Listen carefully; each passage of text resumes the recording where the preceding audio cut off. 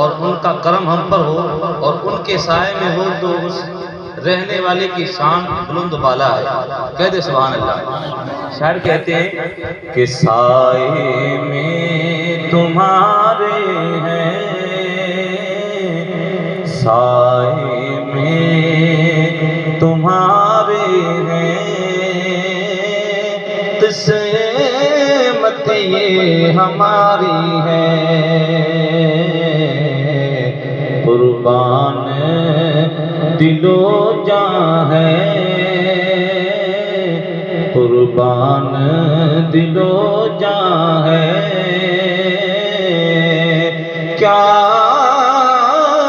شان تمہاری ہے، قربان دل و جاں ہے،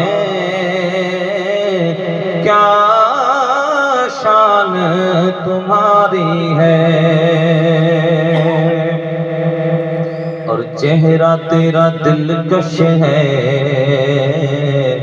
صورت تیری پیاری ہے۔ کہہ دے سبحان اللہ۔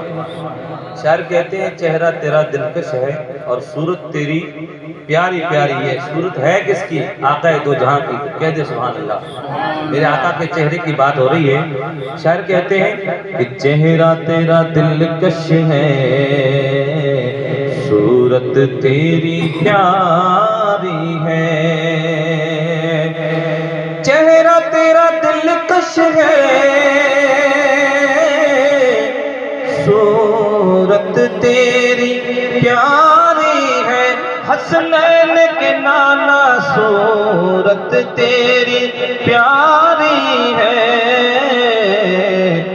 جس نے تمہیں دیکھا ہے، جس نے تمہیں دیکھا ہے، سو جان سواری ہے،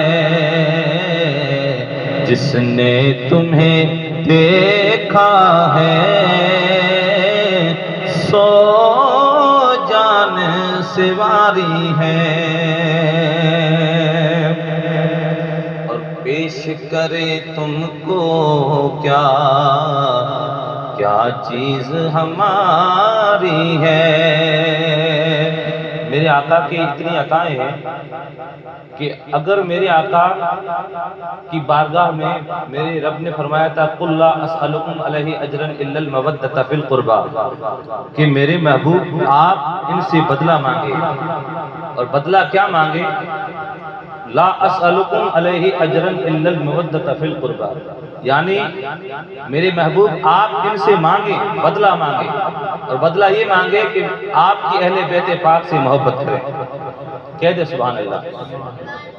تو شاعر کہتے ہیں میرے آقا نے کہ میری اہل بیت پاک سے آپ محبت کریں، میری آل سے آپ مودت اور محبت رکھیں، اپنے دل میں بھی رکھیں، ظاہراً بھی آپ میرے اہل بیت پاک کے وفادار رہیں اور باطناً بھی میرے اہل بیت پاک کے آپ وفادار رہیں۔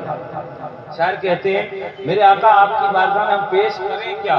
ہمارے پاس کچھ ایسی انمول چیز ہے نہیں جو حضور آپ کو پیش کریں۔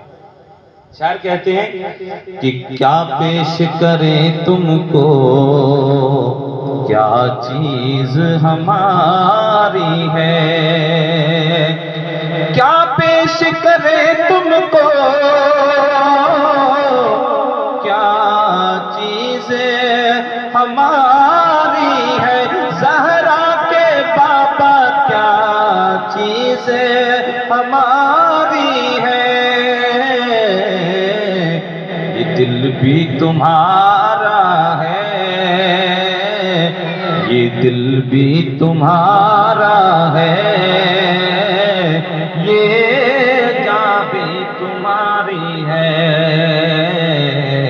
یہ دل بھی تمہارا ہے، یہ جاں بھی تمہاری ہے، سائے میں تمہارے ہیں، سائے میں تمہارے ہیں، کیا شان تمہاری ہے۔ درود پاک کا نذرانہ پیش کریں.